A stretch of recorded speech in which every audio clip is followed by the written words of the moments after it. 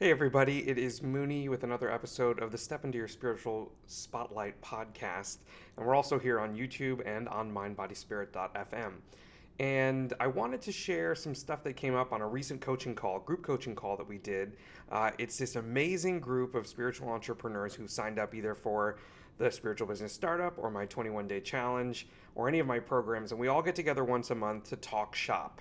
And it's a safe space where we can talk about the things we're frustrated about and talk about the things that are, like irritating us about being in this industry, because it's kind of a mistake a little bit to think that when you step into the spotlight, when you start doing this thing, that there's not going to be any challenges, or that there's not going to be things that irritate or annoy you, or that it's all going to be sunshine and rainbows and unicorns. Sometimes it's hard work, especially when it comes to technology and doing things here on like the human level, as opposed to some of the work that we're doing on higher levels of understanding and other levels of consciousness and dimensions, etc., whichever persuasion you follow. So it kind of came up on this call of feeling stuck. Like there were a lot of people that were feeling stuck, a lot of people that were feeling overwhelmed, a little bit of burnout, a little bit of just kind of confusion or a little disorientation about like which direction to go in, what should I do, how should I take the next step, what should I be focusing on. And so there was a theme, and it's funny how this always happens, although I shouldn't be surprised by it anymore. It's both weird and wonderful that, we have these moments where we can get together and we're all vibrating on that same wavelength. And the wavelength on this last call was just disconnected. So it got me thinking about what it is that keeps me going, especially when life gets crazy and you've got all these things going on, you have all these responsibilities and human things you got to do. And it kind of came out in the conversation that it's important for us to talk about our big reason why. And you'll hear me talk about this a lot in my trainings, and you hear me talk about it a lot on social media. But the big reason why, to me, is like your North Star. It's like that thing that guides you to the place you want to go. And no matter how stormy or dark or, like unnavigable your situation becomes, there's always the opportunity to be patient and breathe and look up to your North Star, and it's going to help you figure out what direction you're in. If you're looking up and you're not seeing it, you got to turn a little bit to the right or turn to the left or turn all the way around or whichever direction you got, but keep moving so that you can figure out a way to get your eyes locked on that North Star. And so that North Star is your big reason why. It's the reason why you want to do this thing. And for a lot of people, it's a wound or a trauma or something that happened to them that they crawled their way back from. And so they have this kind of inner calling to make sure that anybody else who has that issue would never struggle as hard as they did. Uh, and then, that part of it I think can be amazing because it's also part of our healing journey, right? So if you heard me say that and you're like, oh, that's me, part of you stepping into the spotlight, part of you sharing your gift, part of you sharing your story or your experience is healing you at the same time as it's creating opportunities for other people to heal. So there's like this kind of both ways, moving in both directions, feeling that comes from that, where you're saying, okay, as I take each step forward towards my goal, I'm helping others take that first step towards getting out of crisis or getting out of feeling that way or seeing a new way of existing or being in the world that doesn't, it's not weighted down by this thing that they've been holding on to. So that's really admirable. I love when that happens. And I know that's like, for me, my North Star is I just want to make sure anyone who's doing this doesn't have to do it alone, because I know what it feels like to have done it alone, and it was not pleasant, and it was really hard to stay motivated, and it was hard to stay on track and stay focused. And then sometimes you just get stuck in a loop and you can't get out of it until you have somebody outside of you pull that blind spot thing out from behind your head and shine it, right in front of your face and shine some light on it and tell you with like all the love in the world, like, hey, this is the piece that you need to focus on. So I think our group coaching calls do that. There's a lot of moments of blind spots where, you're lost, you're confused, you've been like, an inch away from the brick wall and you can't see that to the right of you the wall ends on either side, and that there's a shovel that you could, dig under the wall and go around. There's a rope ladder, right a couple inches to the right. So there's all these other perspectives that somebody else outside of you might have that can help you get there faster. And that's why group coaching and coaching is a great idea. But I want to kind of come back to this idea of, your North Star is your big why. if you don't have an idea, like if it's not about a past trauma, if you don't have the idea of like, oh, I have to heal myself, and then by healing myself I'll become a model for other people to heal themselves. Another way you could approach your big why is asking yourself what's most important. Asking yourself what's most important, and being able to then follow that line of questioning through asking yourself why. So it's like like talking to a 5-year-old. But why is the sky blue? But why? But why? You have to have that level of playfulness and that level of fun to be able to explore that and just kind of stream of consciousness it. It's a great journaling exercise. I recommend this for anybody who's feeling stuck if you just don't know what direction to go in or what it is that makes you excited. It's really about just digging deeper and deeper into that why. So if you find the question like, why is it important that, like I do this work? And then you get an answer, and then you say, okay, well, why is this important? And then you really think about it, and you give another answer, and you say, but why is that important? So you're peeling the layers back to get down to the kind of heart of the matter, and that kind of thing inside of you that just needs to be spoken. And it can be a slog for sure. It can be a challenge for some of us to kind of be that vulnerable, even with ourselves. If you're not getting anywhere with the writing of it, sometimes it's easier to do mirror work and kind of interview yourself in the mirror.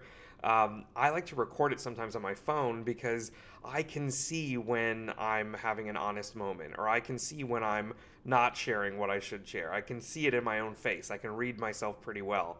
So it's a cool exercise for you to do, is like a mirror work or just a video just for you. You don't have to share it, but something where you can go back and watch yourself talking about what you love about your gifts, or what you love about doing this business, or what you're afraid of, or what you're excited about, or what you're terrified of. So be able to like find the edges of everything to be able to say, okay, I understand this part of it, is incredibly empowering for you as you start figuring out what direction you want to go in. And this is for if you're beginning, if you're intermediate, if you're advanced, if you're starting over, whatever version of this it's taking for you. This is a great exercise to help you really tap into that thing that's getting you excited. Another way for you to kind of follow this, and Gary, if you're listening, this is for Gary, who was on our call. He's been in the group for a long time. I love him. He's talking about the same thing where he's lost. He's a little confused and overwhelmed. He's got too many options in front of him, too many opportunities in front of him, too many different ways that Spirit can communicate with him, or he can interact with Spirit to be able to bring messages forth. And he didn't know which direction to go in.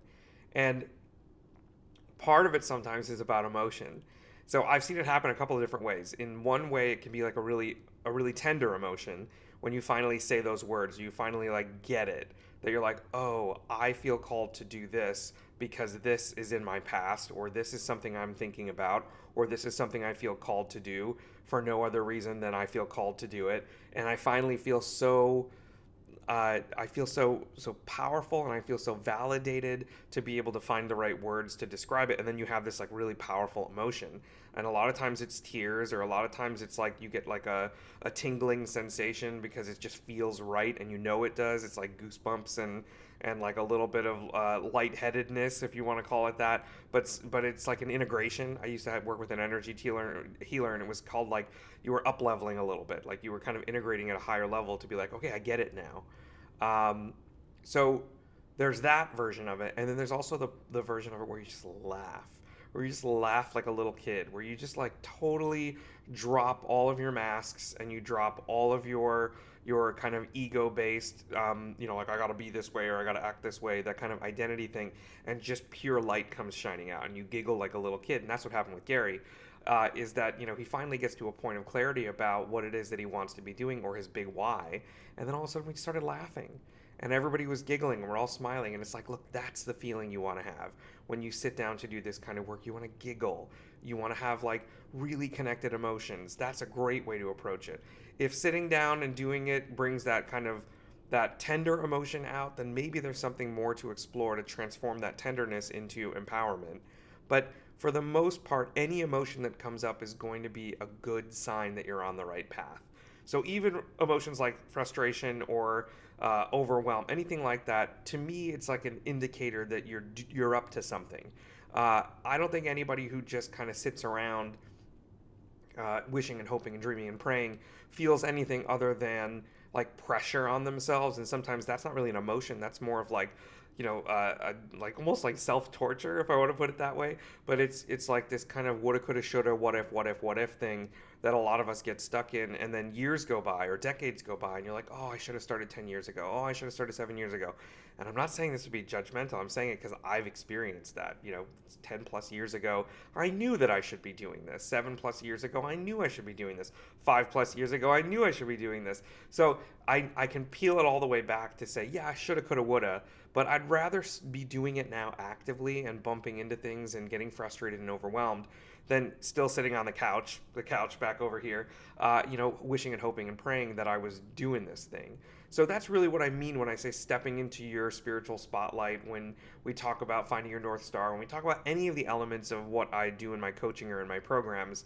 It's really about you letting go of any regret or any sort of wishing and hoping and praying and kind of that woulda, shoulda, coulda mentality, and really trying to get you to step actively into that spotlight so that you can start being up to something.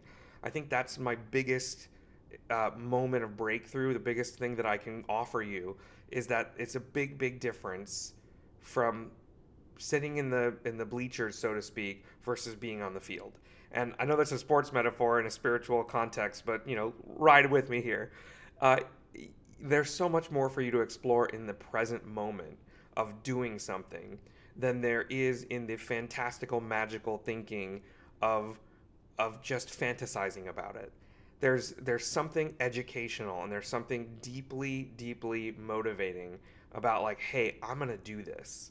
I'm gonna do this, and I'm gonna like let it get messy and disorganized and overwhelming and take over parts of my life, and make it something that I actually tried, and make it something that I'm going to give energy to and give focus to instead of the fantasy of it, the reality of it. And the reality of it a lot of times can be, like I said before, a slog, but every once in a while, everybody that's doing this has this breakthrough moment. And a breakthrough can happen in the tiniest of ways, or it can happen in a huge way, or it can be emotions that are positive or negative or tender or laughter or whatever it is that it takes the shape of, but it always teaches you something. So this is my like my plea to you. If you're listening to this or you're watching this and you're like, maybe I should do it but I'm not ready, you are ready. There will never be another time that's more perfect than now. And if I can't have now, then I'll take in an hour or in a day. But don't energetically connect to the past. Don't put yourself through the ringer of like, oh, here I am 5 years later, here I am 10 years later. That doesn't serve you at all. It doesn't serve a purpose. But looking forward absolutely does. So, even if it's you picking a date a week from now to say, okay, I'm carving out 3 hours next week to sit down and really write through this questionnaire of like, okay, why do I want to do this? Why is it important? Why this? Why that? And try to get closer to the truth of it and figure out your North Star. That's a really powerful use of a couple hours of your time a week from now. So if that feels doable for you, then do that. If it's today as you're listening to it, you can carve out a couple hours to sit down and do this exercise, great. If it's a month from now, great. Whatever it is that fits your timeline, but do it in a way that keeps you focused on looking forward. Don't allow yourself to drift backwards energetically that way because it doesn't help. You can't go back and undo it, so far as we know. So it's better to just forge forward and say, okay, well, what can I do with my time actively now that I know I want to do this? So we're taking things out of the realm of like wishing, hoping, praying, and that possibility and that kind of fantasy land world, not in a bad way, but in a good way. And we're moving it into the realm of reality, which sometimes can be magical. It's not like it doesn't happen that book offers or online course offers or people reach out to you out of the blue, or that you have like a wild smashing success right off the bat. It does happen. It's just not typical, nor is it common.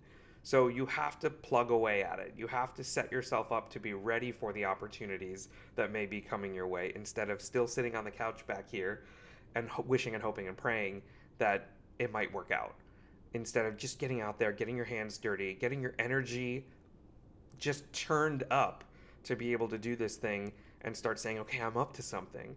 And that energy of I'm up to something is going to turn into the energy of attraction, the energy of clients, the energy of opportunity. And it just puts you in a totally different space than when you're hiding out behind your keyboard. So public service announcement to everybody that's in the Facebook group, or everybody who's, like on social media or in any of these groups, start showing up. There's so much power in just showing up. It's liking things, it's commenting on things, it's answering questions, it's sharing on our self-promo Saturdays, which is like my favorite day of the week, where I post in the group and everybody can put their links and what they're working on and their products and their card launches and their book launches.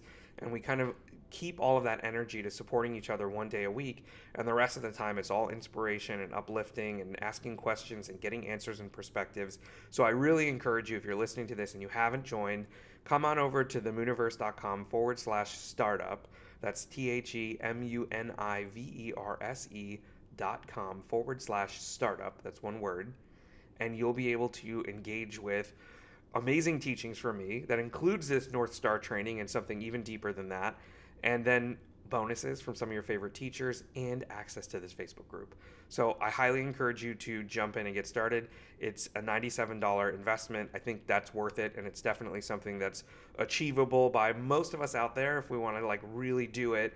And it's a great way for you to get started. So I encourage you and I invite you to take that step. If not, keep watching these videos, keep listening to the podcast, keep engaging on the social media platforms, and just keep feeling it through and finding that moment of emotion, whether positive or tender or giggles or tears or whatever it is that's helping you kind of navigate towards that North Star.